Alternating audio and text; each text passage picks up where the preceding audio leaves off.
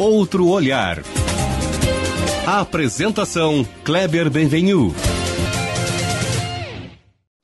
Olá, bom dia família Bandeirantes, bom dia para você que nos escuta na intimidade do rádio e também que nos acompanha aqui pela internet. Um outro olhar para a política, para a campanha eleitoral e para o marketing político a partir de quem trabalha tecnicamente, de quem entende disso. Claro, assim como eu, um olhar também de quem tem suas preferências, porque essa é a beleza da democracia, mas de quem sabe analisar cenários, o comportamento do eleitor, as circunstâncias, os resultados eleitorais. Eu sou o jornalista Kleber Benvenu e nos próximos 30 minutos eu converso com Juliano Corbellini sobre essas transformações. Corbellini é graduado em Ciências Sociais, doutor em Ciência Política. Ele é consultor de campanhas eleitorais há mais de 18 anos, com experiências na coordenação de marketing de campanhas importantes, como a de Flávio Dino, para o governo do Maranhão, nos anos de 2010, 14 e 18. Jairo Jorge, para o governo do Rio Grande do Sul, em 2018. Ieda Cruzes, para o governo do Rio Grande do Sul, em 2006. Manuela Dávila, para a Prefeitura de Porto Alegre, em 2008, 12. E essa de agora, em 2020. Experiência não lhe falta, portanto. Juliano Corbellini, bom dia. Obrigado por estar aqui conosco. Bom dia, Kleber. Eu que agradeço muito o convite. Bom dia, ouvintes da Rádio Band. Espero que a gente possa ter uma conversa rica, né? E que os nossos ouvintes ganhem e gostem dela. Ô, Juliano, eu costumo dizer aqui que aqui, nesse espaço, pelo menos, a gente gosta de política, né? Se tornou um clichêzinho aí, moderninho, dizer uma visão apolítica ou até antipolítica de setores da imprensa, de setores do que vinha a ser uma nova política, né? E a gente precisa falar de política, né, Juliano? Então esse é um pouquinho também aí o sentido de te ter aqui, tu que é um profissional da área, um cientista político, e graças a Deus a gente pode e deve falar de política, né, Juliano? É muito importante essa tua colocação, Kleber. Veja que nos anos vindouros, né, que principalmente que antecederam as eleições de 2018, nós tivemos uma grande carga em que a antipolítica virou uma forma, um tipo de discurso político, na verdade. Né? E que o anti-marketing político, inclusive, ele virou uma forma de marketing político. Né? Que eu acho que foi a grande onda das eleições municipais de 2016 no Brasil. Eu acho que ali em 2016 a gente conseguiu ver assim, essa onda de uma maneira uniforme nos grandes centros urbanos. Talvez o maior exemplo disso seja o slogan do prefeito agora reeleito de Belo Horizonte, que em 2016 era "chega de político". E o interessante é como o Calil de 2016 não é mais o Calil de 2020. O Calil de 2020, que foi para a reeleição e foi reeleito com uma vantagem grande, ele é um político, ele é um gestor.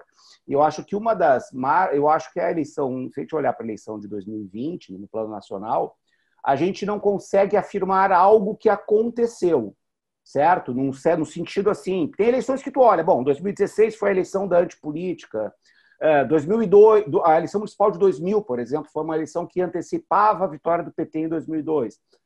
Eu acho que a gente não consegue ver o que a eleição antecipa para frente, muito, né? Assim como onda nacional. Mas eu acho que ela marca um recuo, que é um recuo importante e salutar para a democracia, que é esse recuo do discurso da antipolítica, né? Inclusive com o fracasso de candidatos que se elegeram com a bandeira da antipolítica, como Crivella no Rio, por exemplo. Né? E teve um retorno também, não sei se tu concorda com isso. Peguei, por exemplo, ali, para ficar num exemplo, Juliano, que para mim ficou muito claro aqui nosso, no Rio Grande do Sul, de Caxias do Sul, né? Caxias fez na eleição anterior uma opção por essa que seria a nova política, né? Um pouco de antipolítica também, era um pouco o discurso lá do Daniel Guerra, e agora elegeu um prefeito, um senhor de idade, moderado, ele não tem ideias estridentes, não é o mais bonito, não é o mais inovador, mas é um perfil que vem para recolocar as coisas um pouco no lugar. Tem alguns... Eu concordo perfeitamente contigo, até meu artigo na revista Voto, que eu enviei essa semana para a próxima edição, eu estou dizendo exatamente isso, até fiquei satisfeito de te ouvir. Em termos de projeção, essa eleição não diz muita coisa, também achei. Mas alguns sinais ela dá, né? Eu estou trazendo exemplo aqui de Caxias, né? A volta de um líder moderado, de um político, né? Eu acho que sim, eu acho que o fracasso de algumas experiências administrativas que se construíram a partir do antidiscurso, ela serve para esse arrefecimento. Eu acho que o próprio resultado o governo Bolsonaro, né, que é um governo que já tem, a nível nacional, nas últimas pesquisas, apresenta já um certo grau de desgaste.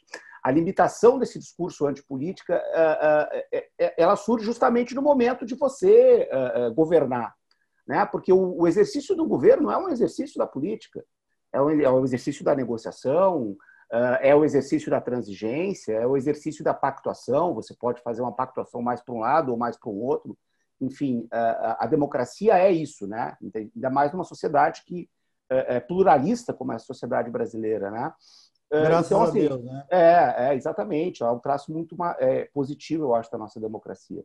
Então, eu acho que a gente teve esse arrefecimento e, bom, Caxias é um exemplo, assim, a política em Caxias sempre foi política, né, com uma tradição de bons políticos, de vários matizes ideológicos, uma política moderada. O Pepe Vargas é um político moderado. Também, sim. Então, assim, eu acho que esse reencontro, por exemplo, em Caxias é um sinal disso.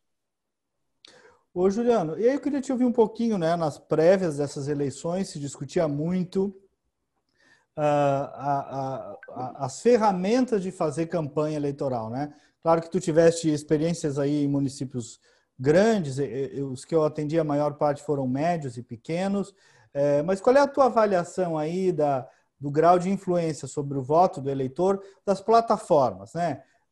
As redes foi tudo o que se previa, a grande influência ainda da rádio e TV, menos, campanha de rua, panfleto. Como é que tu vê o rescaldo da ativação da mensagem para o eleitor? Eu acho que a gente teve uma eleição muito diferente, né? Sobre diversas... Bom, primeiro, a gente teve já uma revolução tecnológica, uma revolução nas plataformas de comunicação que se revelou em 2018, né? Muito potente. E nós tivemos uma eleição em época de pandemia, né? Numa circunstância absolutamente diferente, e o Brasil vivendo um momento político diferente também, muito impactado pela pandemia, pelos seus resultados, pelo isolamento, né? E pela própria reação do governo federal, foi uma reação histriônica, né? Assim, errática em relação para não entrar num juízo de mérito aqui, embora o meu seja evidentemente negativo sobre a forma como o governo reagiu. Mas, assim, então é uma eleição muito excepcional. O que eu acho, assim, Kleber, é o seguinte: bom, eu escrevi junto com o Maurício Moura um livro sobre a eleição de 2018, que é a eleição disruptiva porque Bolsonaro venceu. E quando a gente discutiu ali, né, eu e o Maurício, nós tivemos um livro a quatro mãos, a gente teve uma discussão, sim, muito profunda sobre o impacto da televisão. Ele achava que a televisão estava com uma importância descendente, e eu achava que não. Eu achava que a gente não podia dizer isso. Então, assim, a gente botou uma redação meio mediada no livro, entendeu? Então, tem essas coisas. Mas eu acho que a televisão nunca perdeu importância, certo? Eu acho que ela nunca perdeu importância. E acho que não... o impacto das... eu acho assim, que o exemplo das redes é um exemplo como um veículo preponderante de comunicação. Eu acho que ele serve para a campanha do Bolsonaro, como efetivamente serve, mas para um candidato com esse discurso, um candidato com o histórico do Bolsonaro, que acumulou uma rede orgânica durante 4 anos, em que ele foi pré-candidato a presidente, e uma conjuntura muito explosiva, muito disruptiva, e que as pessoas estavam muito indignadas com a política. Então não adiantava o Alckmin ter aquele latifúndio de TV, porque as pessoas não estavam ouvindo o Alckmin. Então, assim, o que eu acho? Posto isso, a gente tem que pensar as campanhas 4x4, sabe? Como plataformas que interagem.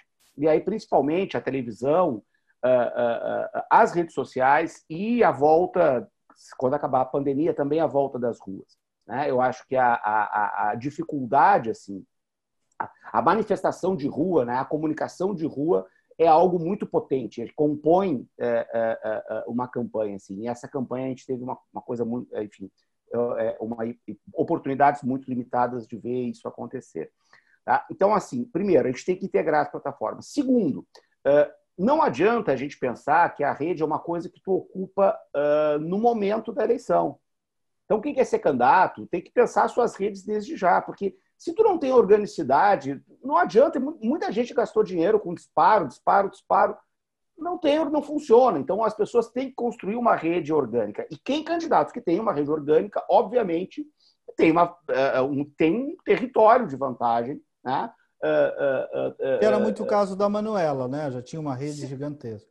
Sim, a Manuela tinha essa vantagem. Tinha uma rede muito organizada e muito forte, assim, muito espontânea, né? Como o Bolsonaro tinha também em 2018. Sim. Então, você tem que pensar essas múltiplas plataformas. Tem um outro dado que as pessoas assim também, às vezes, relevam, né? Que é a importância do rádio.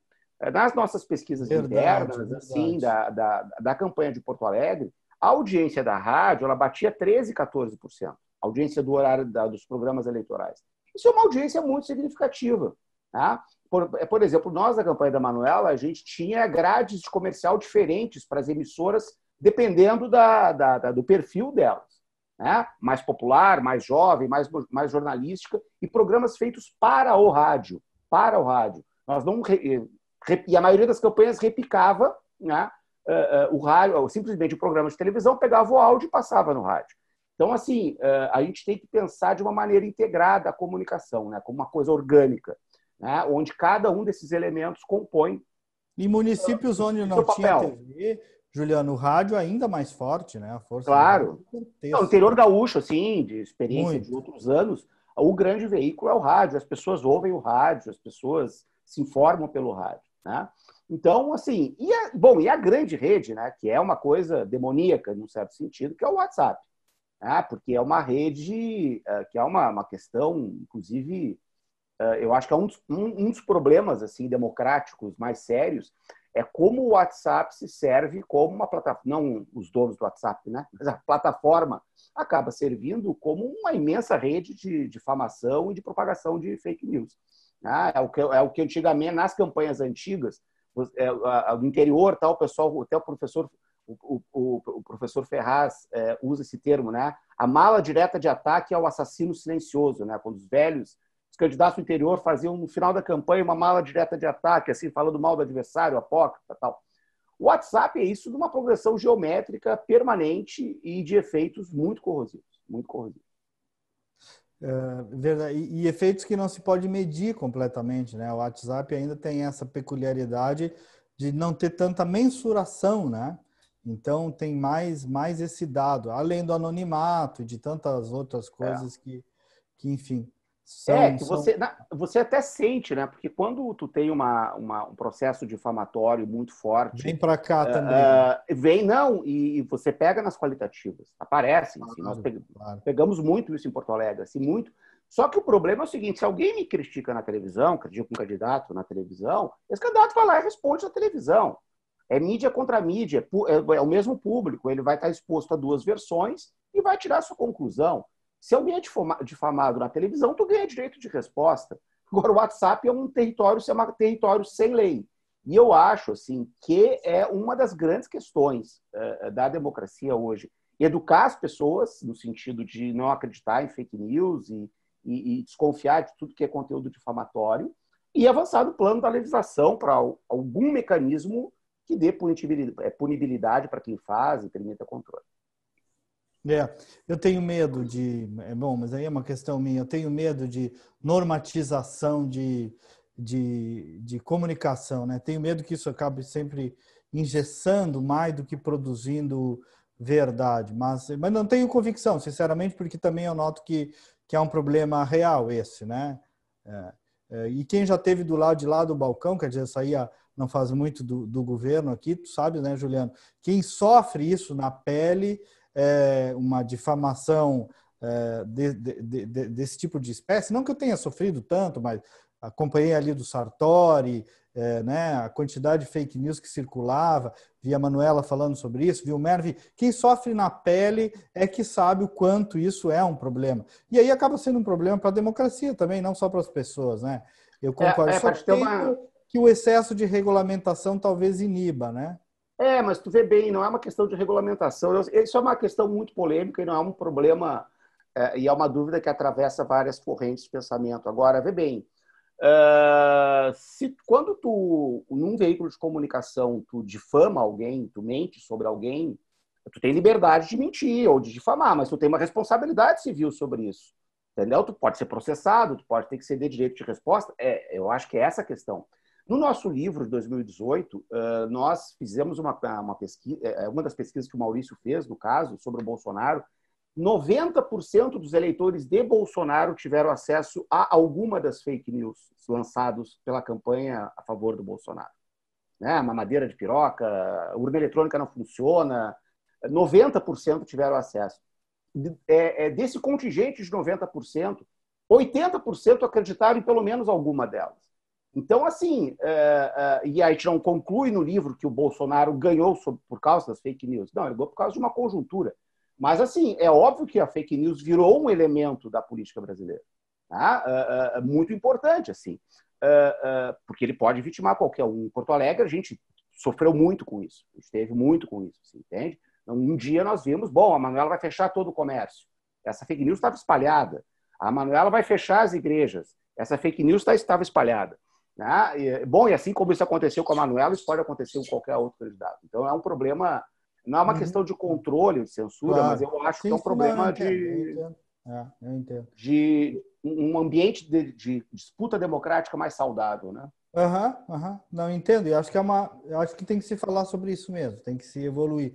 Eu faço parte do CAMP, né, o Clube Associativo do Marketing Político, e esse é um assunto permanente. O Juliano, eu vi nessa eleição que voltou uma coisa que não se via muito, que era carro de som, né? Candidato em cima de carro de som, né? Inclusive aqui em Porto Alegre, né? Foi uma ferramenta nova essa aí, né? Eu acho que não era tão tradicional, mas eu acho que no interior, né, isso é muito usual, né?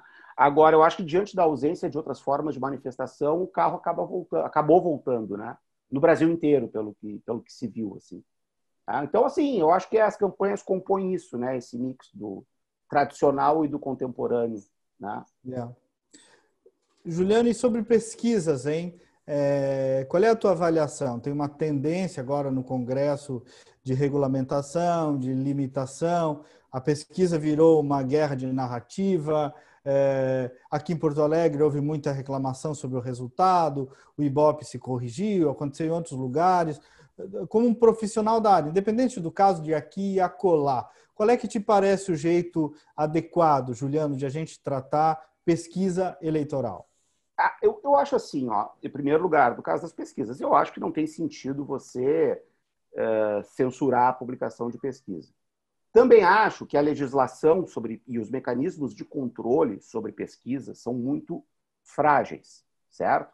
E aí uma experiência que eu tenho, eu fiz campanha aqui em Porto Alegre, já fiz várias campanhas em São Luís.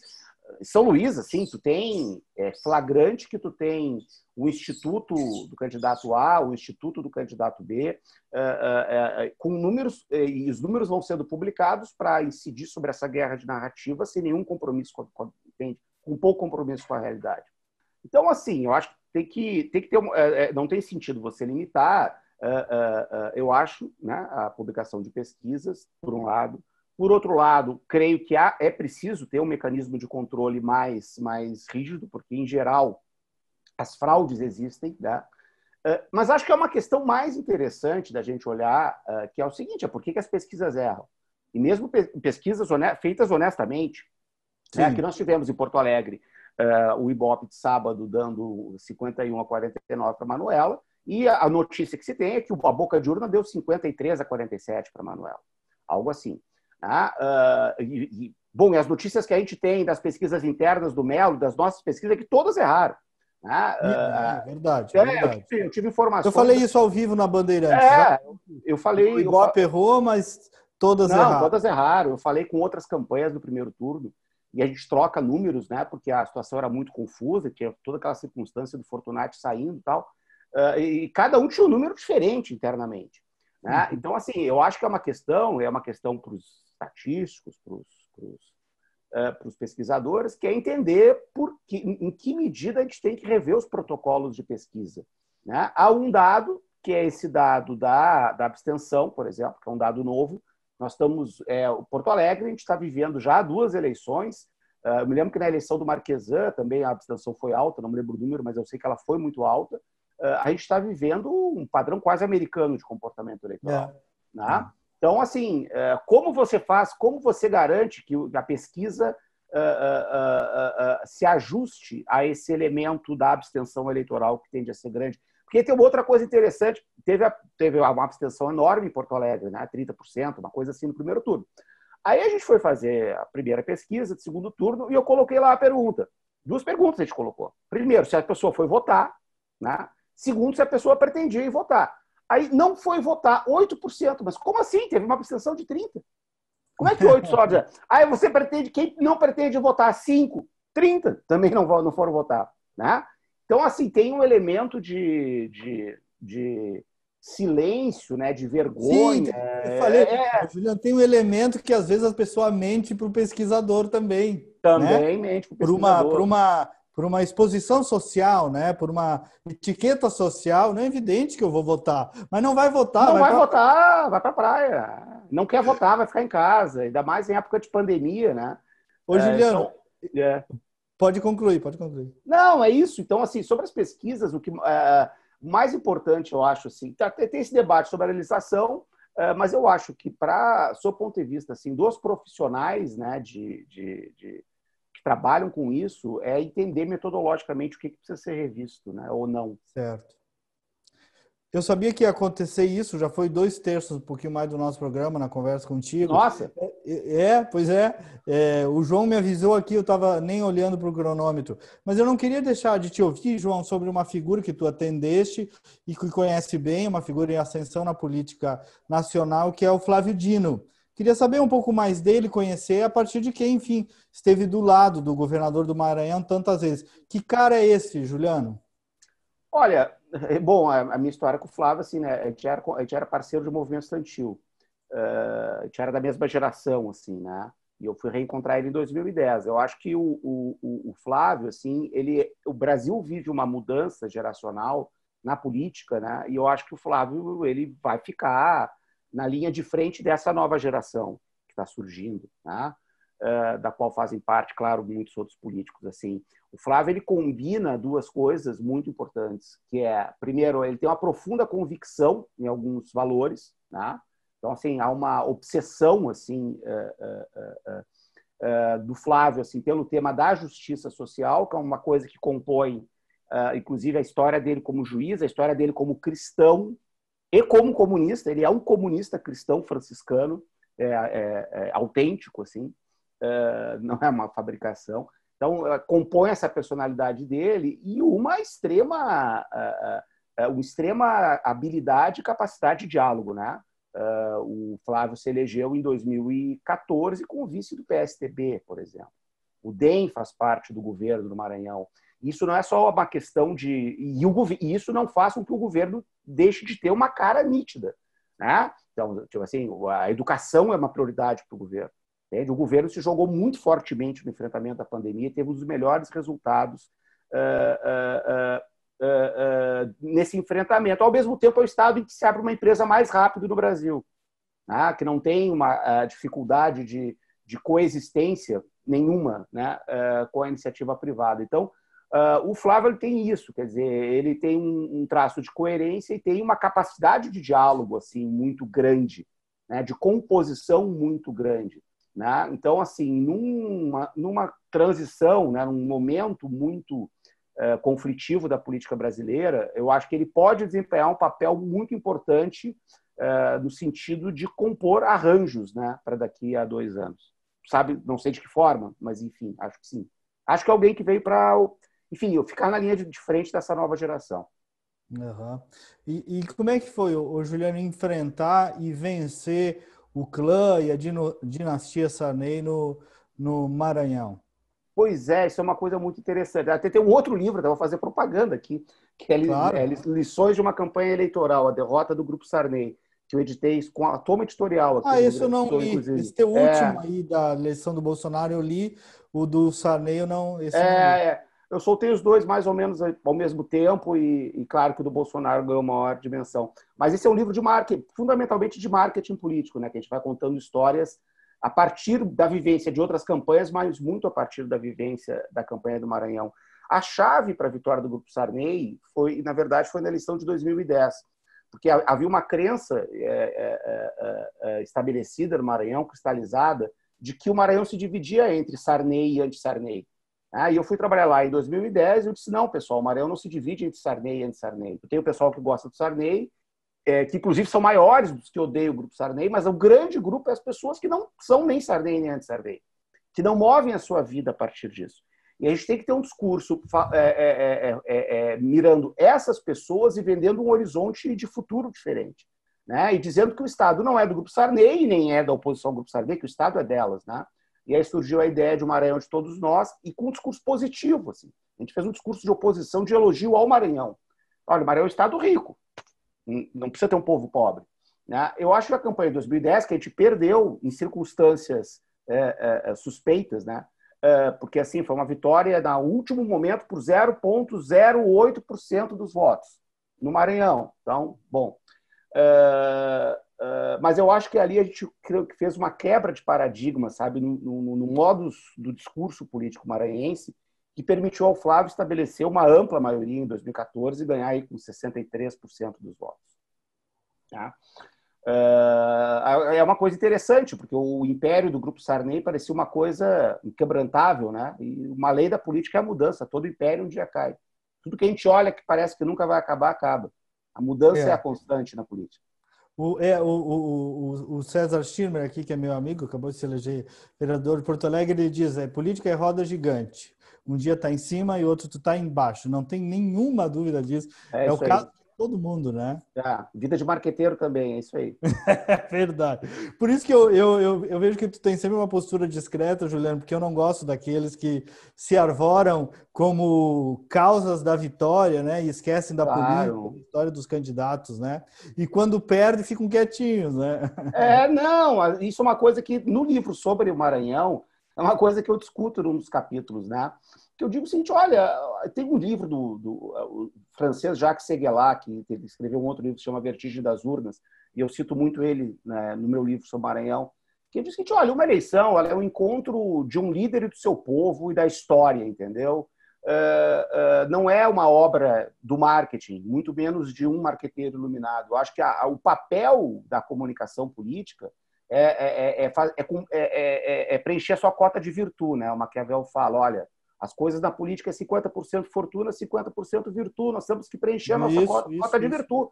E fazer esses encontros, tentar facilitar, não é criar, é facilitar o encontro de elementos que são da conjuntura e da política, não são elementos do marketing, não são criações falsificadas, porque o que é falso não se sustenta. Então, assim, eu acho que o papel da gente que trabalha, como tu, assim, com campanha é esse, entendeu? É tranquilo, assim, nós não criamos a história, a gente só, enfim, pode ajudar mais ou menos as coisas a se encontrar. O João Santana tem uma frase também assim, que diz, olha, marqueteiro não ganha eleição, ele pode perder, mas ganhar não ganha. Isso. Mau trabalho de comunicação pode perder, é verdade. Mas milagres ainda não praticamos, né? Ninguém pratica. Não há milagre. Juliano, obrigado. Aí vamos falar outras vezes, viu? Falar mais. Parabéns pelo teu trabalho, já te disse privadamente, digo aqui pessoalmente, em Porto Alegre e nas outras eleições que tu fazes. Sempre é bom falar contigo aí, te respeito muito. Bom final de semana aí, bom final de ano também, tá? Tá bom, para ti também, Cleber, para todos os ouvintes da Rádio Bandeirantes. É isso aí, nós voltamos na próxima semana com mais um programa. Também nossos programas vão estar nas redes sociais. Bom final de semana, bom sábado e até lá.